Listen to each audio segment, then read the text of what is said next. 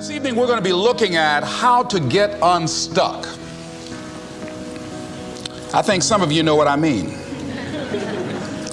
Sometimes we have to ask ourselves, what's using my life? Heard a guy give a lecture one time that says, we are today what we were when. And he was talking about the fact that we, to a great extent, behave, think, react because of some previous experience that we've had. One of the things that we know about life is that it is always changing. Sometimes you're up, sometimes you're down. Sometimes things go real well, and sometimes they don't. Sometimes you're happy, and sometimes you're sad. Now that's that thing called life. And when we begin to understand and know that, accepting that reality that we will never ever have things just on an even keel all the time, that you're going to have some ups and you're going to have some downs, but during those down moments, that's where the growth takes place. That's where the work is. Anybody can feel good when they have their health, their bills are paid, they have happy relationships, the children are acting normal, business is successful. Anybody could be positive then. Anybody can have a larger vision then. Anybody can have faith under those kinds of circumstances. Am I correct? See, but the real challenge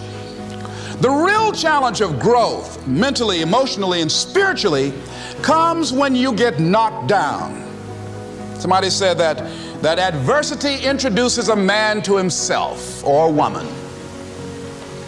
How you handle it, that's where the growth takes place. When I was facing some challenges, I had a guy say something to me, and I suggest this is one of the first things that you want to do when you're facing a challenge. You want to get unstuck. Evaluate where you are. Look at it. Assess yourself. Assess yourself and assess the situation. What brought you there? What role did you play? Earl Nightingale had a saying I like. He said, all of us are self-made, but only the successful will admit it.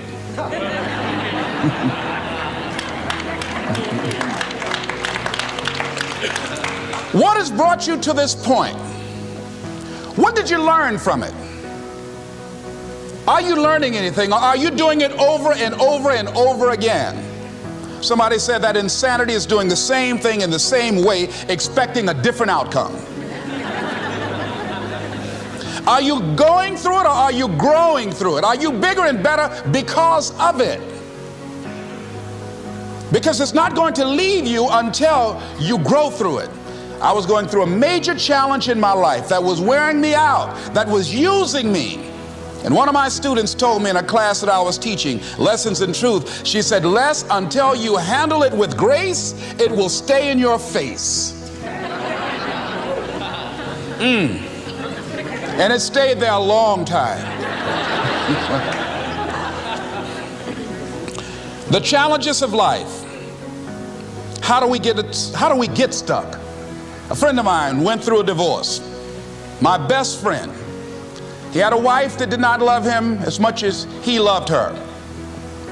It was his first real true love. He was a very religious man. Did not believe in divorce. He made a mistake. And he paid for his mistake with a lot of pain, a lot of tears. And there came to a point where he knew he should have gotten a divorce. But he was stuck. He was stuck in something called revenge. He said, she's made me so miserable, I'm going to pay her back. He was stuck. And he stayed in there longer than he should have because it began to attack him. It began to affect him psychologically. And as a result of that, when he eventually did get a divorce, he took that same attitude to other relationships, looking for something to go wrong. He was burned so badly, he did not want to risk pain again. He was going in relationships trying to avoid pain. When it became too close, he would do something to make sure the relationship did not work. He would always try and find something wrong with the person because there are no perfect people. So if you look for it, you can find it. He was stuck in revenge. Another friend of mine, working on a job, loved the company very much, expected to retire there. And one day they called him in the office, asked him for his badge and identification, called the security man up, walked into his desk, told him he was fired and he had to leave then. He was devastated. And if you came anywhere near him, he will tell you his story, as we all have stories. Even when he got a job, he went on the job telling anybody who would listen how they fired him unjustly. And he always ended with, "It wasn't fair." Life isn't fair. Life just is. It's not fair that birds eat worms, and they do. So we can't even deal with what's fair. But he's stuck in the fact that it's not fair. I don't deserve that. They were wrong. I used to be a state legislator in Columbus, Ohio. During the break, we used to go out on the front lawn of the Ohio legislature, at the Capitol there, and observe people as they came by. There was one particular person that all of us knew. The children, adults, everybody used to pick at him when he came by. We called him Chicken Man. He had a feather in his hat. He had a toy chicken on top of his car that he would drive around the area in downtown, blinking his lights and occasionally blowing his horn. When he got out of his car, he would walk downtown with a baby carriage with two little baby dolls in there and a picture of a woman. And when you say something to him or came near him, you would hear him making the sounds of a chicken. All of us used to laugh at Chicken Man. We didn't know Chicken Man's story. Chicken Man woke up one morning around 3 a.m. and his house was on fire. He panicked and he got out of the window and left quickly, only to get outside to hear his children and his wife screaming for help. He ran back to the door to go in to save them, and the flames were too hot, too awesome. He tried to get in, he couldn't get in. He was desperate, frantic. Pretty soon the cries stopped. They perished in the fire. His brother-in-law came, found out that his sister had died and his niece is in the fire, grabbed Chicken Man and started beating him. "You chicken, why did you save my sister? You're a chicken, you're a chicken." When the people pulled him off Chicken Man, they picked him up and said, "Are you all right?" And Chicken Man looked at him and he started making the sounds of a chicken. He never ever overcame that tragedy. He was stuck from that experience. None of us knew why Chicken Man went around with this picture and these little dolls. I remember when I was stuck in anger for a long time, when I made a commitment to my adopted mother that I was going to purchase her a home. I'll never forget the experience of working real hard to get the money for the down payment. Someone had told me of a beautiful home in an exclusive area of Miami. Went to see it, took my mother there, and she said, "Yes, I want it." It was on the water. We went to the closing. My attorney said, "Les, have you had a title search?" I said, "What's a title search?" "Well, we just take a couple of days to check it out and make sure there are no liens against the property that you might have to pay if you buy this home." The guy who was there selling me the house, he said, "Listen," he said, "the only reason that I'm selling you this house and selling it at a loss is because I admire the fact that you want to purchase this house for your mother. I have another guy who will give me substantially more money, but I like you. And I've got to get back to Philadelphia. Now, if we cannot consummate this deal now, then the deal is off." I said, "There are no liens against the property?" He says, "No, of course not." I looked at my attorney. I said, "I believe him. I'll sign." She said, "Mr. Brown, I'm not questioning his honesty." She said, "But business is business." I signed that contract. And we had a big celebration. Everybody in the neighborhood was talking about Leslie coming home, one of the twins that Mamie adopted, to buy her a home. Child, isn't that nice? God is going to bless him. A few weeks later, I received a letter, a registered letter, indicating that the house was going up for sheriff's sale on the courthouse steps. A man had filed a $12,000 lien against the property because the previous owner owed him that money. And if I did not come up with $12,000 in 30 days, he was going to sell the house to the highest bidder. I called this man and said, "Mister, my name is Les Brown. I purchased this house. I had nothing to do with your prior bill. He said, "That's not my problem." He said, "You should have had a title search." I said, "Can you give me time?" I said, "My mother is an older lady. She has a bad heart." And I said, "Please," I said, "if you just give me the time, I don't know how I'm going to do it with the house note and everything else, but I think I can pay you at least $2,000 a month, and within 6 months, somehow I will pay you your money." He said, "No, I want it all in 30 days or you get out." I did everything I could, racked my mind thinking about how I could get $12,000, because I took everything I could to get the money just for the down payment and the closing. I finally had to face the reality that I wasn't going to be able to do it. I was up around 2 o'clock in the morning, walking back and forth, thinking, how was I going to tell my mother this? My children were there in the room sleeping all night long. I agonized over this. I lost over 23 pounds. Pretty soon I went in the room where my mother was sleeping, and I said, "Mama," I got down on my knees by the bed. I said, "Mama, I got to talk to you." And she said, "What's wrong?" I said, "Mama," I said, "we got to get out the house." I said, "In my haste to buy the house, I made a mistake." She said, "That's all right, baby. I didn't like this house anyhow."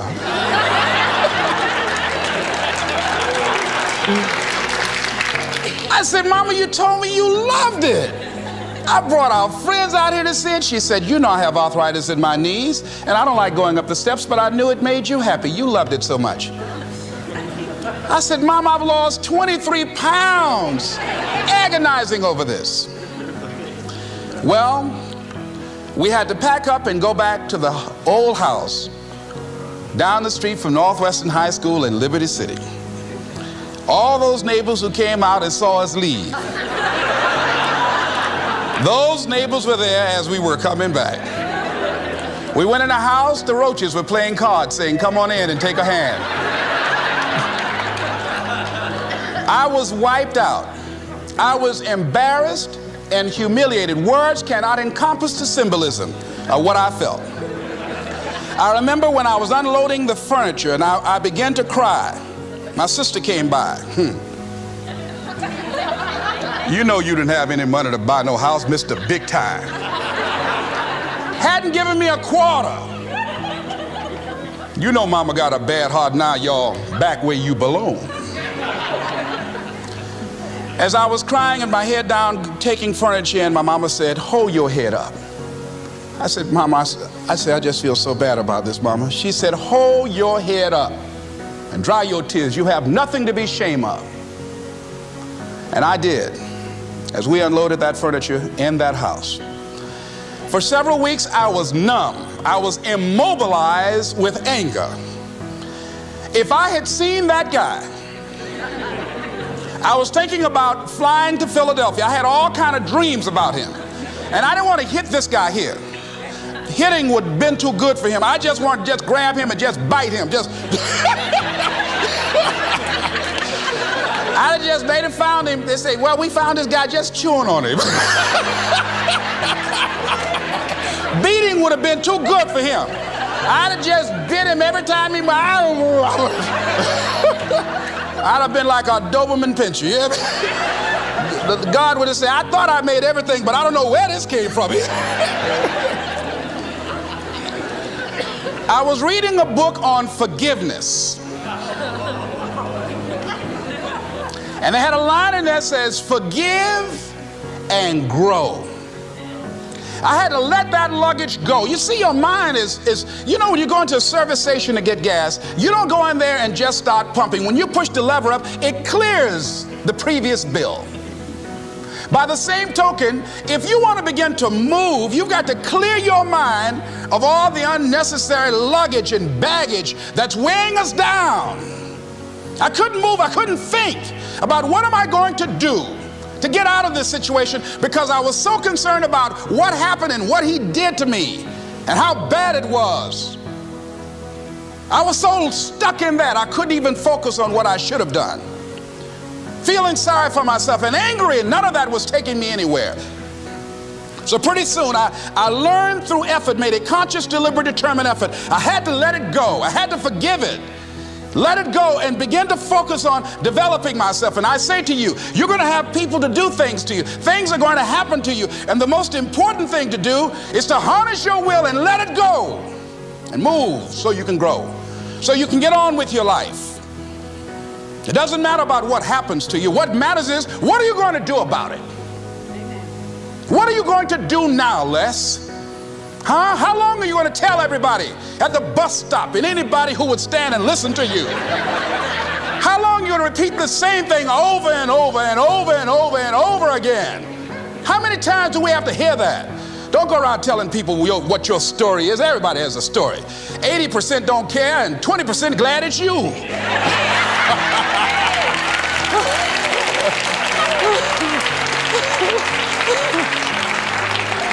They say, I'm glad that didn't happen to me.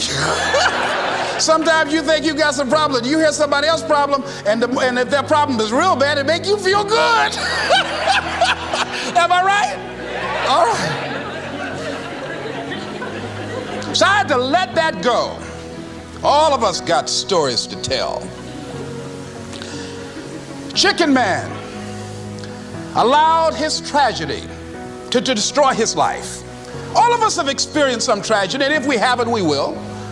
And you can either let it destroy your life, or you can build upon it. You can permit it to let it hold you down, or you can decide, I'm not going to let that happen to me. I'm bigger than this. Make a declaration to yourself. Declare all out war that you're going to get out of this rut. I don't care how good you are. I don't care how talented you are. I don't care how much you work on yourself. There are some times when things aren't going to go right. They just are not going to go right. There are times when anything that can happen will happen. Murphy's Law will be knocking at your door. Why? I don't know why. That's called life. And you have to deal with it. Sometimes your life will be in a slump, just like sports. Some of the best shooters can't hit baskets different times in games. They get in a slump. Do they sit on the sideline and say, I just didn't hit a basket today? No, they continue to execute. I suggest to you that if you are facing a challenge, don't stop.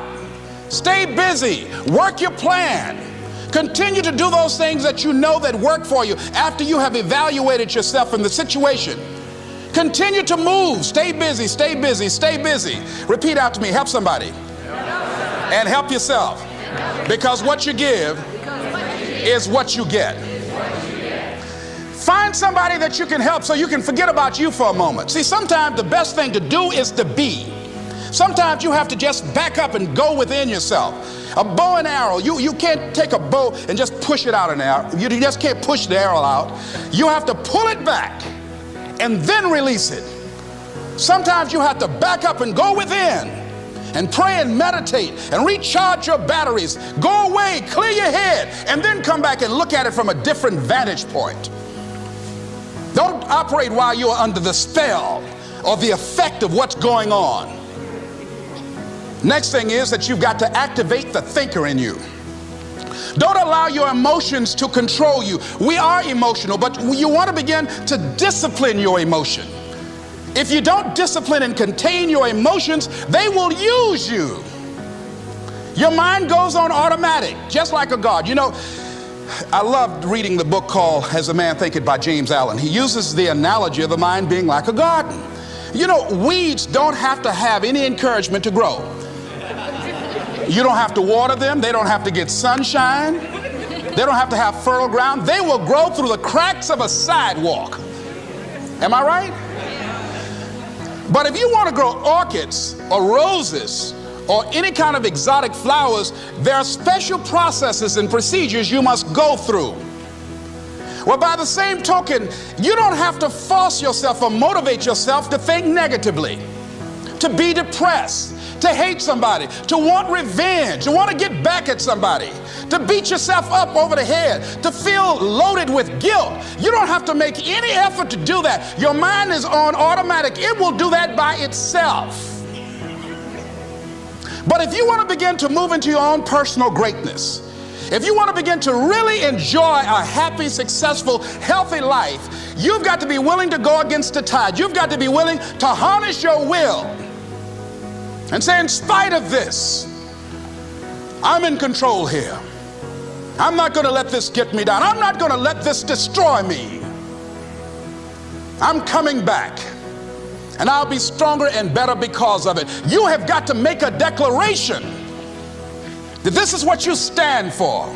You're standing up for your dreams. You're standing up for peace of mind. You're standing up for health. You want it, and you're going to go all out to have it. It's not going to be easy. When you want to change, it's not easy. If it were in fact easy, everybody would do it. But if you're serious, you'll go all out. So yes, I'm going to turn this situation around. I'm not going to sit back and moan and cry over what happened and what went wrong and who did what. I'm going to do something about this situation. The next thing that is important is that expect things to get better for you, because they are. See, life is cyclic. You're not, whatever experience you're having right now, it has not come to stay. It has come to pass.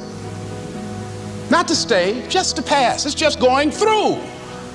The biggest challenge is to know what's happening. This is a part of this thing we call life. This too shall pass. And maintaining perspective, putting it in perspective. I was doing a training at a college, and it was a 2-day training during orientation. And in the training that I provide, I'm a motivational speaker, but I conduct processes in personal dynamics, where people begin to go through changes that stimulate the right and left hemisphere of the brain, enable them to see themselves differently. I conducted this particular simulation with these young kids, 17 and 18 years of age, so that they would begin to see how they make decisions and how they would survive in this particular simulation process we gave them. We had them to do it individually and then collectively. Over 30% of them wrote down as their first option, in order to survive, they would commit suicide. First thing they wrote down. Suicide among young people has increased 300%. Over 5,000 will successfully take their lives this year. Why? Why did they do that? I said, I was so shocked. I said, what do you mean? Well, at least we would not suffer. And then they had the nerve to write down all of the other things they were going to do after they committed suicide. I said, listen, Kadumbo. No, when you come up with a permanent solution for a temporary problem, that's it. Game's over. That's it. You're not going to do anything. Anybody wrote suicide at the top, you can put your pencil down. See, a lot of us, because of our limited vision of ourselves, a lot of us who begin to focus on problems and enable them to overwhelm us, we begin to think that we have no options. We begin to believe that there's no way out. Repeat after me, there's always a way. Where there's a will, there's a way. Shake somebody's hand on your right and left and say, I'm unstoppable.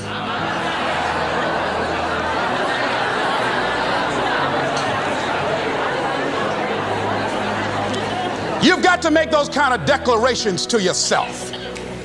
I'm unstoppable. This will not get me down. And if I get knocked down, I'm going to be like Leo Pascal. You said you're going to have some low moments in life, but when you do, you will have high lows when you work on yourself. What are some of those things that you can do during this period of time?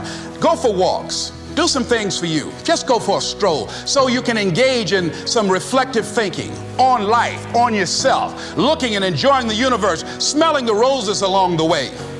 Listen to upbeat music, music that inspires you. I have oldie but goodies. I have strategies that I engage in to recharge my batteries. I'm preparing for that because I know things are going to happen that I cannot anticipate. A very good friend of mine died the other day. I had a program for myself. I have books that I read that inspire me, tapes that I listen to that fire me up. Because you're going to have sometimes low moments when you won't want to get out of bed. You just want to stay there. At times you won't want to come out the house.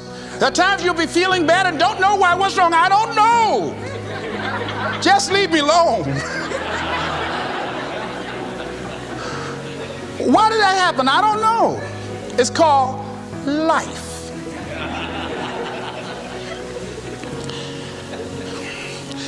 The other thing is take full responsibility for your life. Accept where you are and the responsibility that you're going to take yourself where you want to go. Someone said we have two primary choices in life. We can either accept conditions as they exist, or we can take the responsibility to change them. See, a lot of people want to exempt themselves from taking responsibility. All they want to do is talk about the problem. Every time you see them, they'll tell you their story over and over and over and over again. No, no. You want to take responsibility for your life. I got me here, I can get me out of this. And I'm getting out. I'm not going to be a volunteer victim. George Bernard Shaw said there are two kinds of people in life. You know, he said those that make things happen, those that watch things happen, and those that don't know what happened. And he said the people that get along in this life look around for the circumstances that they want, and if they can't find them, they make them. They create them. So part of beginning to get unstuck, you've got to decide that the behavior pattern that you have adopted doesn't work for you. You've got to change your strategies, and changing your strategy means reinventing your life. Recreating you, and you have the power to do that.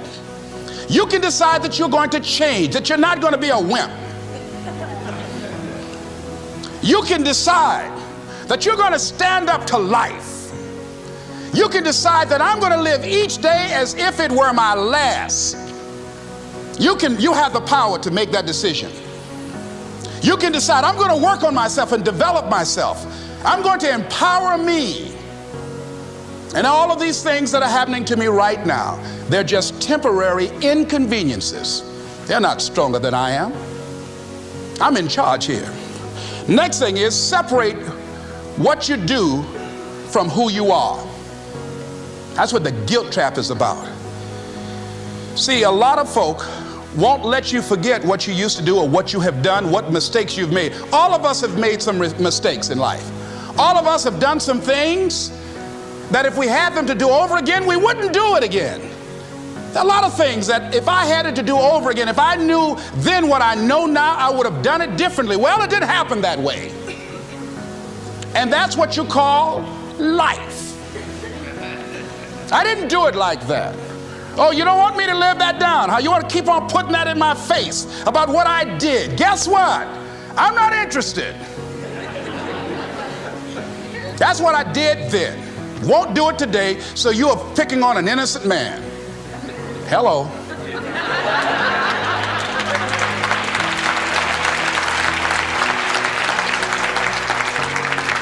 So as you're in the process of reinventing your life, write a description of the kind of person that you want to be.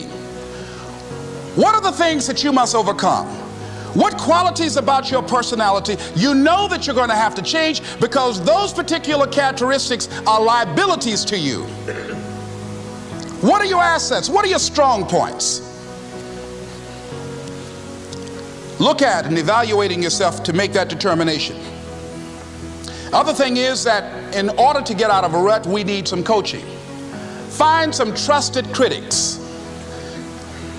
People that you know care about you and love you. So there's some things that keeps us from growing and getting out of ruts. Number one, we identify with feedback.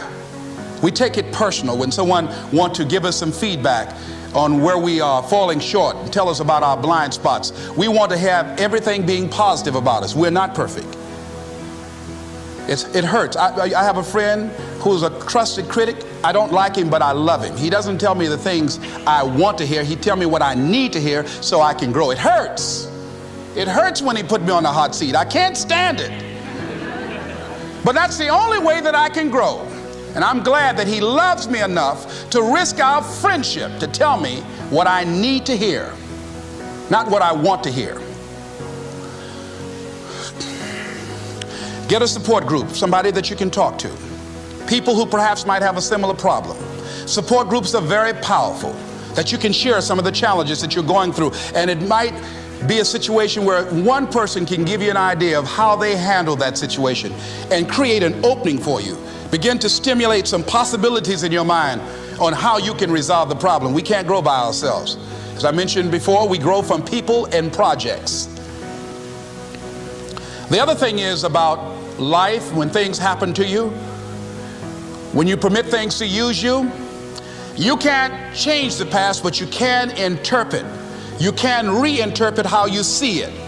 For years, I was going around with a heavy load on my shoulders, feeling bad because I was adopted, doing interviews for adoption agencies and foster homes.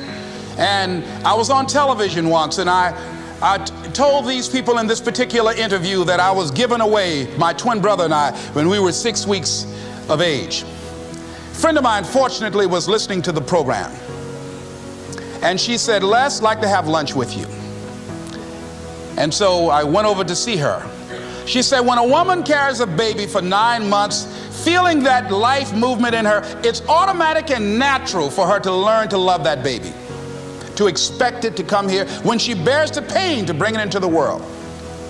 Your mother, Mamie Brown, when she came in to adopt you guys, she didn't go through that process. She looked at whoever your biological mother was and said, I'll take her. You weren't given away less, you were chosen with love.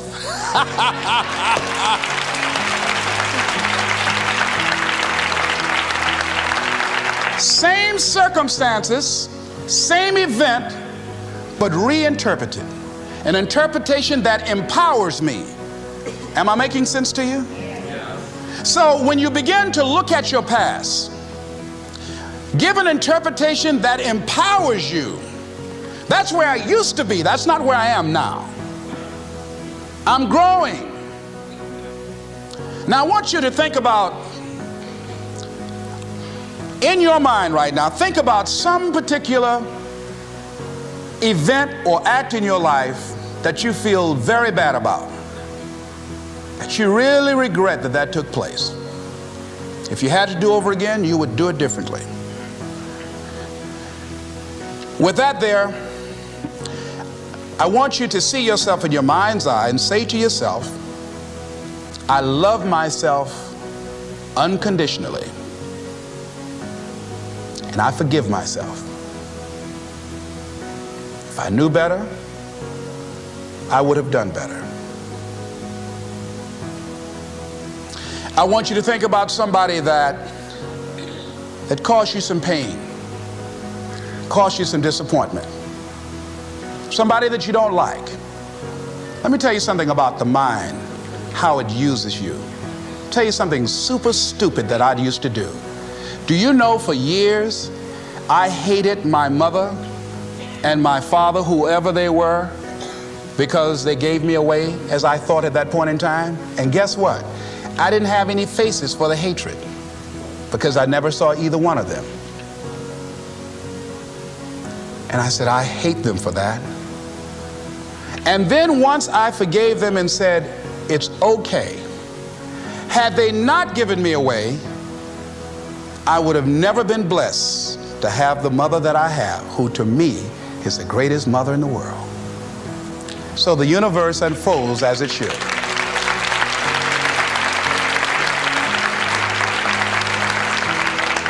But when I went through this process, saying forgive them, I remember in my mind as I was trying to picture these people, I had two individuals in my mind standing there with no faces because I didn't know how they look.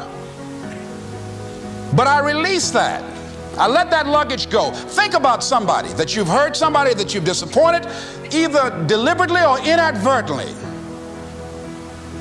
or someone that has hurt you deliberately or inadvertently. Think about them, somebody that you really, when you think about them, the room turns red. Look at them in your mind's eye and say, I forgive you. I forgive you unconditionally. Whew, boy, that's a heavy load to let off. When I thought about that guy, I said, wait a minute, I can't, no, you don't know what this guy did. This was my mama. You don't know what we went through. My student said, Les, forgive, let it go. If you want to be forgiven, you better forgive somebody. None of us are perfect. All of us have made some mistakes. And it wasn't easy. It's not easy forgiving, am I right? It's hard. See, everybody won't forgive. They say, I forgive, but I don't forget now.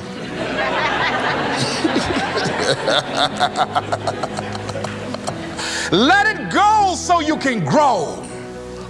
Let's get a little demonstration here. Throw it up on this side here, right? Demonstrate it like this. Let's go. I throw away negative thoughts. Revenge. Guilt. Anything that's been holding me back. Now with that right hand, let's bring something in. I bring in love. Peace of mind. Good relationships. Whole lot of money.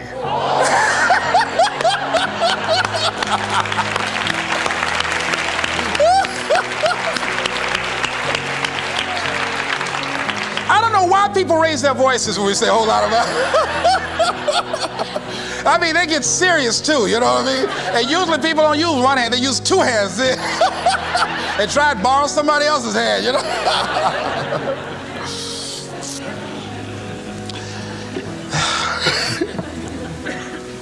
Reinterpreting our past. Understanding and knowing that we can move from where we are. That we can begin to design the kind of life that empowers us, that gives us happiness, that enable us to be on top of who we are.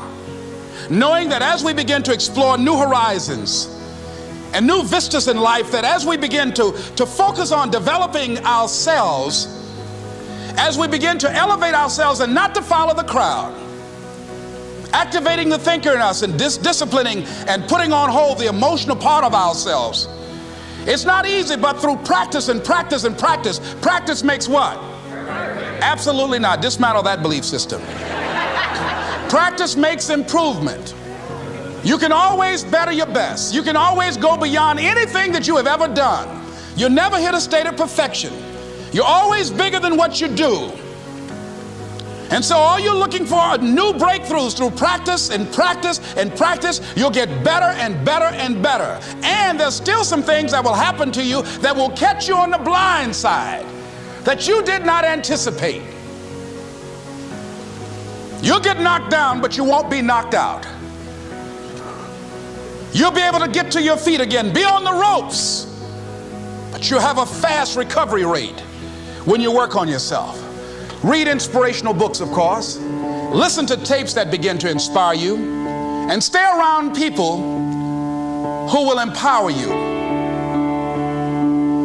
People that will help you feel good about who you are as you're in the process of transforming your life.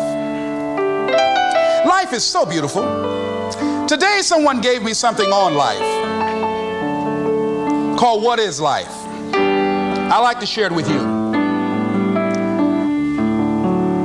In summary, getting unstuck means that you are going to start living life on your terms rather than just gliding through every day on automatic. That you are aware, that you're stimulated and you're excited about your unfolding future. That you have a special power within. That you know that things are going to get better for you. You know that you can handle this, and sometimes you have to cry. Sometimes life will take you to your knees. But the pain opens spaces in the heart for joy. Somebody said about life, I love this, says, life is like an onion. You have to peel it one layer at a time. And sometimes you cry.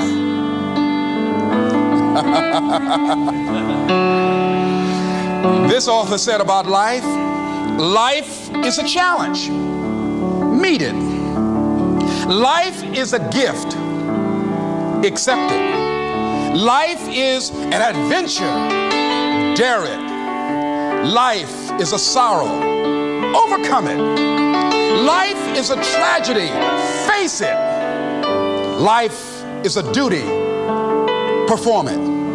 Life is a game. Play it. Life is a mystery. Unfold it. Life is a song. Sing it. Life is an opportunity. Take it. Life is a journey. Complete it. Life is a promise. Fulfill it. Life is a beauty. Praise it. Life is a struggle. Fight it. Life is a goal. Achieve it. Life is a puzzle. Solve it. Isn't that beautiful? I love that.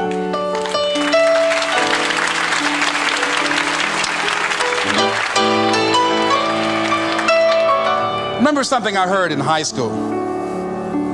It's called, I met a man today. At first I said he's Irish, for he has an Irish way. A sympathy and friendliness that warms you through and through. And then I thought, oh no, he's not. He really is a Jew. His eyes so dark and eloquent, like eyes of pearl, like those of Peter maybe, or perhaps Emmanuel. He stood there with a quiet grace, so slim he was and tall. I knew he was an Englishman and not a Jew at all. And yet his skin was very fair, a Viking he could be, such as those who cast their ships against the sea. His hair was dark with the mist of India, Japan. His courtesy was China's own, his dignity Iran. I met a man today and he was marvelously fair. He really was a child of God, and he came from everywhere. This is Mrs. Mamie Brown's baby boy saying it's been a plum-pleasing pleasure. I want to talk about that, writing a new chapter. So you've talked about the little voice that people have, the need to create quiet space to hear that. Combine that with the notion of the culture sort of chipping away at people, and whether it's based on race and oppression, or whether it's just the school system teaching you to be a good cog in the machine, or whatever other things people have to fight against. How can people that are listening to this now, especially if they're an adult that's got all those labels put on them, that's had their creativity squished, what process do they do to hear the voice? What sort of communion can they do to create that imagination that's going to allow them to get out of that and move towards something new? That's the reason why you designed this program, you and your team, for them to do that they have to expose themselves to something that will give them a different vision of themselves. And in addition to that, they have to put themselves in a community of what I call OQP, only quality people.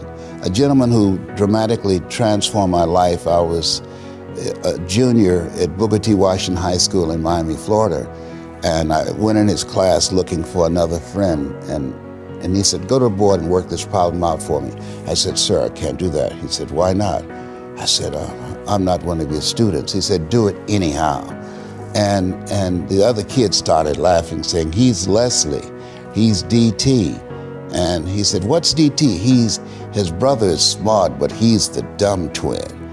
And I said, I am, sir. And he came from behind his desk and he pointed at me and said, don't you ever say that again.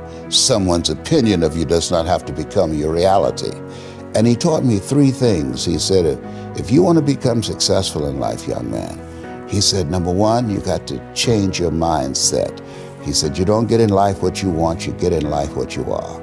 Number two, practice OQP, only quality people. You earn within $2,000 to $3,000 of your closest friends. I found that out. I left all my broke friends. I said, y'all gotta go. Because I used to be so broke, I'd pass the bank and trip the alarm,